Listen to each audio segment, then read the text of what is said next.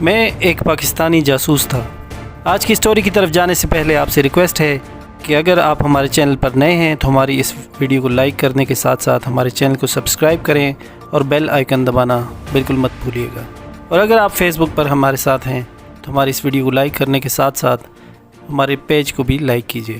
تو چلیے چلتے ہیں آج کی اسٹوری کی طرف۔ 5-6 روز کے بعد مجھے پیغام ملا کہ جسونت ایک مشن لے کر مجھے ملنے آ رہا ہے۔ جسونت کو میں نے کبھی بھی بھلایا نہیں تھا۔ اس جیسے دلیر اور جانثار ساتھیوں کے ساتھ کام کرنے کا لطف کچھ میں ہی جان سکتا تھا۔ میری شدید خواہش تھی کہ اس سے دوبارہ ملاقات ہو۔ موگا کے بس سٹینڈ پر میں اس کا منتظر تھا۔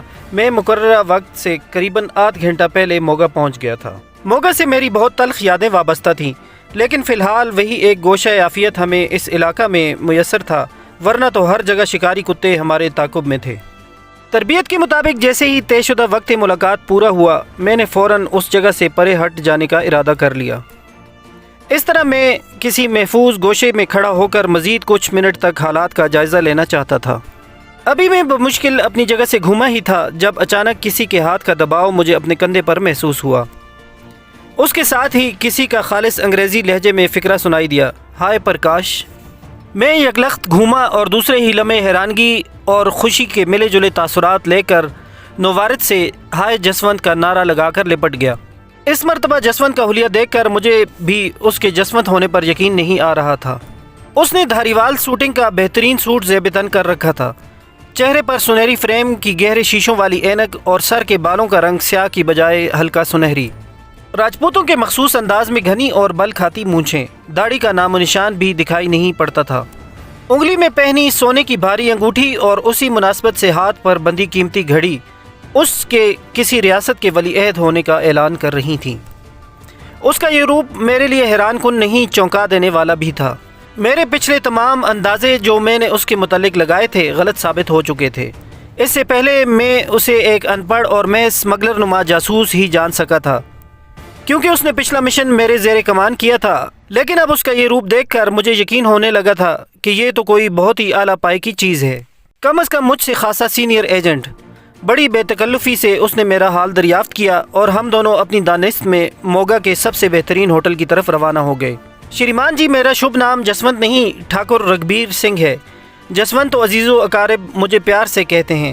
آپ چونکہ میرے بچپن کے دوست ہیں، بیکانیر میں ہم اکٹھے ہی میٹرک تک پڑھے تھے۔ اس کے بعد میں تو یورپ چلا گیا، جبکہ آپ انڈیا ہی میں دھکے کھاتے رہے۔ یہ الگ بات کہ آپ بھی اعلیٰ تعلیم یافتہ اور اپنا کاروبار رکھتے ہیں۔ اس نے ہوٹل میں بیٹھتے ہی اپنا تعارف کروا دیا۔ میں ٹکر ٹکر اس کے منہ کی طرف دیکھے جا رہا تھا۔ ونڈرفل، میرے منہ سے بے اختیار اس کی توصیف میں نکلا۔ مجھ سے کچھ کہا؟ اس نے چائے پیالی میں انڈیلتے ہوئے پوچھا۔ آپ تو مہاراج میری توقعات سے بھی زیادہ بڑے جاسوس نکلے۔ جواب میں وہ صرف مسکرا کر رہ گیا۔ ٹھاکر رگبیر سنگھ نے مجھے مشن کی تفصیلات سے آگاہ کیا۔ تیسرے روز اس کی دہلی میں موجود گرل فرینڈ کے پتا جو ونگ کمانڈر تھے اور ایک اہم نوعیت کی کانفرنس میں شرکت کرنے والے تھے، اس کانفرنس سے متعلق اہم فیصلوں کے انہوں نے نوٹس تیار کرنے تھے۔ یہ نوٹس ٹھاکر کے خیال کے مطابق چونکہ پچھلے ہفتے سے وہ ونگ کمانڈر اس کی زیر نگرانی تھا اور ٹھاکر کی اس کے گھر میں آمد و رفت بھی تھی، اس کے بریف کیس میں ہوں گے۔ ہم نے ان کی نقل تیار کرنی تھی، وہ بھی اتنی ہوشیاری کے ساتھ کہ دشمن کو اس حرکت کا علم نہ ہو پائے۔ دوسری صورت میں دشمن ہوشیار ہو جاتا اور اپنے تمام منصوبے تبدیل کر دیتا، خواہ اس کے لیے اسے کتنا ہی نقصان کیوں نہ برداشت کرنا پڑتا۔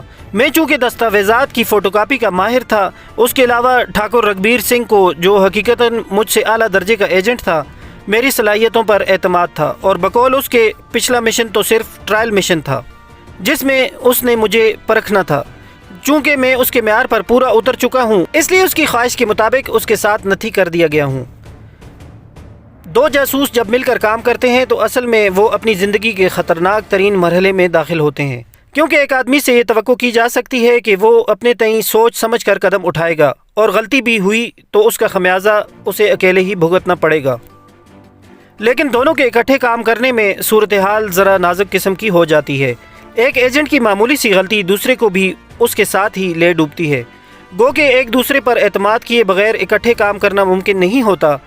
اس کے باوجود دونوں جاسوس اپنے ذاتی تحفظ کے لیے اور اپنی ٹریننگ کے مطابق بھی اس بات کے پابند ہوتے ہیں کہ وہ ایک دوسرے کو اپنے سیف ہاؤس اور اپنے متعلق کسی بھی ایسی بات سے آگاہ نہیں کرتے جو ایک کی گرفتاری کی صورت میں دوسرے کے لیے پریشانی کا باعث بن سکے، حتیٰ کہ انہیں ایک دوسرے کو اپنا اصلی نام بتانے کی اجازت نہیں ہوتی۔ دوران تربیت ہی جاسوس کا مزاج کچھ اس طرح کا بن جاتا ہے کہ وہ ایک دوسرے سے لاکھ محبت کرنے کے باوجود سوائے اپنی ضرورت کے اور کسی چیز میں دلچسپی نہیں لیتے۔ اگر ٹھاکر مجھے اپنی گرل فرینڈ کے گھر کارنامہ کرنے لے جا رہا تھا تو صرف اس لیے کہ اس کے بعد اسے پردہ اسکرین سے ہٹ جانا تھا۔ ویسے بھی اس نے اپنا تعارف ونگ کمانڈر کی بیٹی سے ایک سیلانی آدمی کے روپ میں کروایا تھا۔ اس کا کوئی خاص ٹھکانہ نہیں تھا، آج یہاں کل وہاں۔ اگر ونگ کمانڈر کی سپتری اس کی دوست بنی تھی تو صرف اس کی دولت اور خاندانی وجاہت کی وجہ سے، کیونکہ اعلیٰ سوسائٹی کی بھارتی مہیلاؤں کو ایسے پرنس کی تلاش رہتی تھی جن کی میت میں کسی کلب میں بیٹھ کر وہ اپنی ہمجولیوں میں نہ صرف روپ گانٹ سکیں بلکہ انہیں جلا کر خاک بھی کر سکیں۔ ظاہر ہے اس مقصد کے لیے اس کی فرینڈ کو ٹھاکر رگبیر سنگھ سے زیادہ اہم شخصیت اور کون مل سکتی تھی؟ مہاراجہ بڑوو تو اس کا دوست بننے سے رہا۔ تو ویورز، یہ تھی ہماری آج کی ایپیسوڈ، امید کرتے ہیں آپ کو پسند آئی ہوگی۔